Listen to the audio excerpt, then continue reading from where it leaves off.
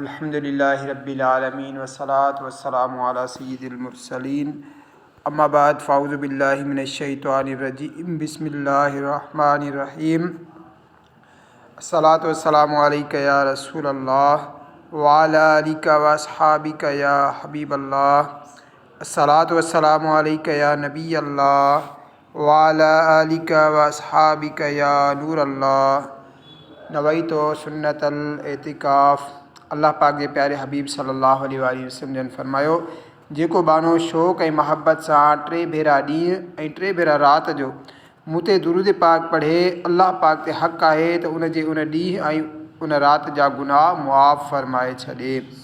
ए आशिकान रसूल, जेकर असां थोरो तवजो कयूं त ख़बर पवंदी त गुनाह बख़्शिराइण जो ही केॾो प्यारो ऐं आसान नुस्ख़ो आहे।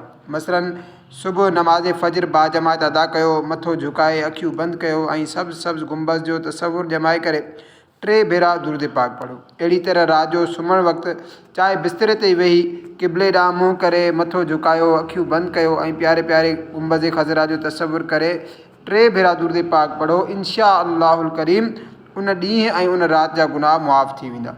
यादि रहे, कबीरा गुनाह सची तौबा सां ई मुआफ़ थींदा आहिनि। ईअं ई क़ज़ा नमाज़ूं, क़ज़ा रोज़ा, ॿारनि जा माली ऐं जिस्मानी हुकूक ज़िम्मे हुजनि त उन्हनि जी अदायगी भी लाज़मी यानी कंपलसरी आहे। वो तो निहायत सस्ता सौदा बेच रहे हैं जन्नत का, हम मुफलिस क्या मोल चुकाएं, अपना हाथ ही खाली है। सल्लु अलल हबीब सल्लल्लाहु ताला अला मुहम्मद सल्लल्लाहु अलैहि वसल्लम।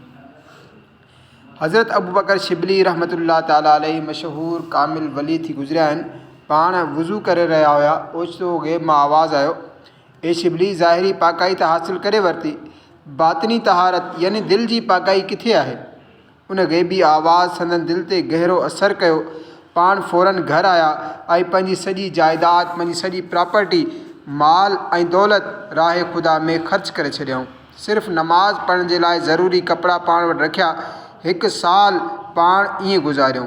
पोइ हज़रत सैयद ताइफ़ा वलिन जे सरदार हज़रत जुनैद बगदादी रहमतुल्लाह ताला जी ख़िदमत में हाज़िर थिया त पाण फरमायो, ए शिबली, जेका तहारत अवां इख्तियार कई उहा तमामु फ़ाइदेमंद यानी बेनिफिशियल आहे। अफ़्व रहमत का बख्शिश का साइल हूँ निहायत गुनहगार व गाफिल, मेरा सब हाल तुझ पर खुला है, या खुदा तुझसे मेरी दुआ है। हूँ बज़ाहिर बड़ा नेक सूरत, कर भी दे अब मुझको नेक सीरत, ज़ाहिर अच्छा है बातिन बुरा है, या खुदा तुझसे मेरी दुआ है। ए आशिकान रसूल, ॾिठो आहे असांजा बुज़ुर्गान दीन अल्लाह पाक जे नेक बाना कंहिं न कंहिं तरीक़े सां अल्लाह पाक जो कुर्ब हासिल करण जी कोशिशि कंदा रहंदा हुआ। हज़रत अबू बकर शिबली रहमतुल्लाह ताला अलैहि दिलि मां दुनिया जी महबत कढणु, दिलि सां अल्लाह पाक जी इबादत में मसरूफ़ रहणु ऐं दिलि खे महबत इलाही जे लाइक़ु बणाइण जे लाइ पंहिंजो समूरो माल, सॼी दौलत, जाइदाद, प्रॉपर्टी सभु कुझु राहे ख़ुदा में ख़र्च करे छॾियो। असां बि गौर कयूं, असांजी बातिनी तहारत, असांजी दिलि जी पाकाई किथे आहे? असां विंझंदा बि आहियूं, धोईंदा बि आहियूं, ज़ाहिरी जिस्म खे संवारण जे लाइ घणी कोशिशि कंदा आहियूं। असां निंड मां उथी करे जेसि ताईं मुंहुं न धोई वठूं, घरां निकिरणु पसंदि न आहियूं कंदा। कपिड़ा मेरा हुजनि त माण्हुनि जे साम्हूं वेंदे असांखे शर्म ईंदो आहे। अॼु असांजे मुआशिरे जा कई नौजवान हज़ारे रुपया सिर्फ़ु वारनि जे स्टाइल ठाहिराइण ते लॻाए छॾींदा आहिनि। उन्हनि फैशन्स ते केतिरा ई रुपया ख़र्च थींदा, वक़्तु बि लॻंदो आहे। पर माण्हू ही सभु कंदा छो आहिनि?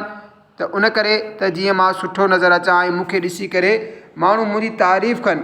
पर अफ़सोस, दिलि मेरी आहे, दिलि ते गुनाहनि जी काराण चढ़ियल आहे, दिलि में बुरा ख़यालात आहिनि, बदगुमानियूं, तकब्बुर, गुरूर, दिलि में हसद जी बाह ॿरी रही आहे। असांखे उनजो ज़रो बि फ़िक्र न आहे हूंदो।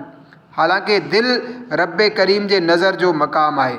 हदीस शरीफ़ में आहे, बेशक अल्लाह पाक तव्हांजे जिस्मनि ऐं सूरतुनि खे न, बल्कि अल्लाह पाक त तव्हांजूं दिलियूं ॾिसंदो आहे। इमाम गज़ाली रहमतुल्लाह ताला अलैहि फरमाइनि था, हिन हदीस पाक मां मालूम थियो त दिलि रब्बुल आलमीन जे नज़र जो मक़ाम आहे। ताजुब आहे उन शख़्स ते जेको ज़ाहिर खे संवारण जो एहतिमाम करे, पंहिंजो ज़ाहिर धोए, मर मिटी परे करे, त जीअं माण्हू उन जे कंहिं ज़ाहिरी ऐब खे न ॾिसी सघनि, पर दिलि जी सफ़ाई जो एहतिमाम न करे, जेका रब्बुल आलमीन जे नज़र जो मक़ाम आहे। सुल्तानुल आरिफ़ीन शेख सुल्तान बाहू रहमतुल्लाह ताला अलैह फरमाइनि था, जेकर वेझण धोइण सां रब करीम मिले हा त मच्छियूं सभ खां वधीक रब करीम जे कुर्ब जो हक़दार हुजनि हा। जेकर रब करीम सुठा वार ठहिराइण जे ज़रिए मिले हा त रिढुनि बकरियुनि जा वार घणा हूंदा आहिनि, उहे अलाह पाक जूं वधीक मुक़रब हुजनि हा। पर हक़ीक़त इहा आहे त रब करीम उन्हनि खे मिलंदो आहे जंहिंजी नीयत सची ऐं दिलि पाक हूंदी आहे। शेखुल इस्लाम हज़रत बाबा फ़रीद रहमतुल्लाह ताला अलैह फरमाइनि था, अल्लाह पाक ऐं बाने जे विच में हिजाब यानी रुकावट या पर्दो सिर्फ़ु दिलि जी नापाकाई जो आहे। जेकर हीउ हिजाब खजी वञे, हीउ पर्दो हटी वञे, दिलि पाक थी वञे त बाने खे अल्लाह पाक जो कुर्ब नसीब थी वेंदो आहे। प्यारा प्यारा इस्लाम भाइरो, दिलि असांजो सभ खां क़ीमती उज़्व आहे।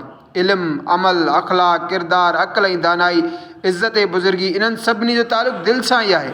साइंसदाननि जे वेझो असांजे जिस्म खे असांजो दिमाग़ हुकुम ॾींदो आहे, दिमाग़ कमांड कंदो आहे। असां पंहिंजी आङुर खे थोरी बि हरकत ॾींदा आहियूं त उन जे लाइ दिमाग़ आङुर खे हुकुम ॾींदो आहे, तॾहिं इहा आङुर हरकत कंदी आहे। जेकर दिमाग़ हुकुम ॾियणु छॾे ॾिए त असांजो सॼो जिस्म मफ़लूज पैरालाइज़ थी वञे। इहे ई रूहानी एतबार सां असांजे सॼे जिस्म जी कमांड असांजी दिलि वटि आहे। असांजी दिलि असांखे जेको हुकुम ॾींदी आहे असां उहो ई कंदा आहियूं। जीअं असांजी दिलि जी हालति यानी कंडीशन हूंदी आहे, ईअं ई असांजूं आदतूं, अख़लाक़, किरदारु हूंदो आहे। दिलि साफ़ु सुथरी चमकदार हुजे त असां नेक बणिजंदा आहियूं, नेक रहंदा आहियूं। दिलि जी चमक दमक असांजे उज़वनि में, असांजी आदतुनि ऐं किरदार में नज़र ईंदी आहे। ऐं अल्लाह न करे असांजी दिलि कारी हुजे, दिलि ते गुनाहनि जी मेराण चढ़ियल हुजे त असांजा उज़वा, असांजो किरदारु, असांजो करेक्टर, असांजूं आदतूं बि मुतासिर थींदियूं आहिनि। प्यारे आका सल्लल्लाहु अलैहि वसल्लम इरशाद फरमायो, बेशक जिस्म में रत जो हिकु दिॻु आहे, जॾहिं उहो ठीकु थी वञे त तमामु जिस्म ठीकु थी वेंदो आहे, ऐं जॾहिं उहो दिॻु बिगड़जी वञे सॼो जिस्म बिगड़जी वेंदो आहे। ॿुधो, उहो दिॻु दिलि आहे। हिन हदीस पाक जी शरह में उलमा फरमाइनि था, बाने जा तमामु कम उन जी दिलि सां वाबस्ता आहिनि, लिंकअप आहिनि। जेकॾहिं दिलि पाक साफ़ हुजे, उन में अल्लाह पाक जी महबत हुजे, अल्लाह पाक जे महबूब बाननि जी महबत हुजे, दिलि में अल्लाह पाक जो ख़ौफ़ हुजे त बाने जा तमामु कम दुरुस्त थी वेंदा आहिनि। बानो गुनाहनि खां बचणु लॻंदो आहे, बल्कि गुनाह में पवण जे ख़ौफ़ खां, शुबहात खां बि बचणु लॻंदो आहे। ऐं जेकर दिलि बिगड़जी वञे, दिलि नफ़सानी ख़्वाहिशनि जी पैरोकार थी वञे, उन में ख़ौफ़ ख़ुदा न रहे त बाने जा कम बिगड़जी वेंदा आहिनि ऐं बानो नफ़सानी ख़्वाहिशुनि जे ॼार में फासी करे गुनाहनि में मुब्तला थी वेंदो आहे। उन करे चवंदा आहिनि, दिलि तमामु जिस्म जी बादशाह आहे ऐं तमामु उज़वा उन जो लश्कर आहिनि। जेकर बादशाह नेक हुजे त लश्कर बि नेक थी वेंदो आहे, ऐं जेकर बादशाह बिगड़जी वञे त पूरो लश्कर बिगड़जी वेंदो आहे। दिल हाय गुनाहों से बेजार नहीं होता, मगलूब शाह नफ्स बदकार नहीं होता, गो लाख करूं कोशिश इस्लाह नहीं होती, पाकीज़ा गुनाहों से किरदार नहीं होता, ये सांस की माला अब बस टूटने वाली है, दिल आह मगर अब भी बेदार नहीं होता। हज़रत लुक़मान हकीम रहमतुल्लाह ताला अलैह निहायत अक़लमंद ऐं दाना, नेक, परहेज़गार, कामिल वली हुया। क़ुरान करीम में संदन ज़िक्र आयो आहे, बल्कि पाण रहमतुल्लाह ताला अलैह जे नाले सां हिकु पूरी सूरत सूरह लुक़मान क़ुरान करीम में आहे। हज़रत लुक़मान हकीम रहमतुल्लाह ताला अलैह जी ज़िंदगी जो कुझु अरसो ग़ुलामी में गुज़रियो। हिकु भेरे पाण रहमतुल्लाह ताला अलैह खे संदन दुनियावी आका चयो, बकरी ज़बह कर ऐं उन जा सभ खां बहितरीन 2 हिसा खणी अच। पाण बकरी ज़बह कयऊं ऐं उन जी ज़िबान ऐं दिलि कढी खणी आया। कुझु ॾींहंनि खां बाद आका ॿीहर चयो, बकरी ज़बह करे उन जा सभ खां बदतरीन 2 हिसा खणी अचो। हज़रत लुक़मान हकीम रहमतुल्लाह ताला अलैह वरी बकरी ज़बह कई ऐं वरी बि उन जी ज़बान ऐं दिलि खणी करे हाज़िर थियो। आका उन जो सबबु पुछियो त पहिरियां बहितरीन हिसा आणण जो चयो तॾहिं बि अवां ज़बान ऐं दिलि आंदी, हाणे बदतरीन हिसा आणण जे लाइ चयो त अवां ज़बान ऐं दिलि ई आंदी आहे, इन जो छा सबबु आहे? उन ते हज़रत लुक़मान हकीम रहमतुल्लाह ताला अलैह फरमायो, जेकॾहिं ज़बान ऐं दिलि सही हुजनि त ही सभ खां बहितरु आहिनि, ऐं जेकॾहिं ही बिगड़जी वञनि त उन्हनि खां वधीक बुरी शइ का बि नाहे। प्यारा इस्लाम भाइरो, वाक़ई सची ॻाल्हि आहे, दिलि बिगड़जी वञे त इंसानु किथां जो बि नाहे रहंदो। दिलि बिगड़जणु, दिलि ते कट चढ़णु, दिलि जो कारो थी वञणु, ही दुनिया जी सभ खां वॾी सज़ा आहे। तिरमिज़ी शरीफ़ जी हदीस में आहे, अल्लाह पाक जे हबीब सल्लल्लाहु अलैहि वसल्लम फरमायो, माण्हुनि मां सख़्तु दिलि वारो सभिनी खां वधीक अल्लाह पाक खां परे आहे। हिकु हदीस पाक में आहे, 4 शयूं बदबख़्ती मां आहिनि, अखियुनि जो जमूद यानी लुड़क न निकिरणु, रोइण न अचणु, ॿियो दिलि जी सख़्ती, टियों डिघी उम्मीद ऐं चौथों दुनिया जी लालच। प्यारा इस्लाम भाइरो, दिलि ई असुलु सरमायो आहे, इहा ई असुलु ज़िंदगी आहे। दिलि ई अल्लाह पाक जी नज़र जो मक़ाम आहे। दिलि जी पाकाई कामयाबी सक्सेस जो ज़रियो आहे।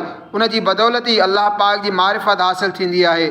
असांखे घुरिजे त असां दिलि जी सफ़ाई सुथराई ते तवजो ॾियूं, दिलि खे गुनाहनि जी मेराण खां बचायूं, बातिनी गुनाहनि खां दिलि पाक कयूं।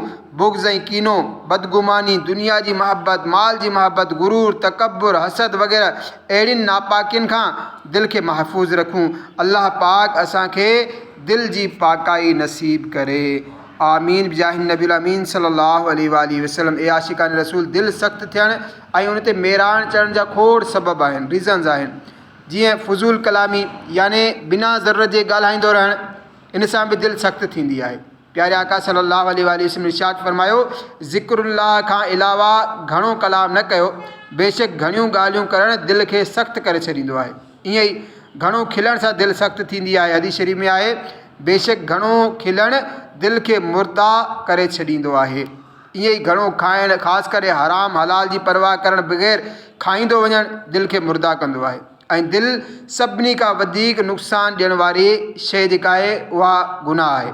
गुनाह नंढो हुजे या वॾो, दिलि ते बुरो असरु विझंदो आहे। अल्लाह करीम क़ुरान करीम में इरशाद फरमाए थो, तर्जुमो कंज़ुल इरफ़ान, ईअं हरगिज़ न आहे, बल्कि उन्हनि जे कयल अमलनि उन्हनि जे दिलनि ते कट चाढ़े छॾियो आहे।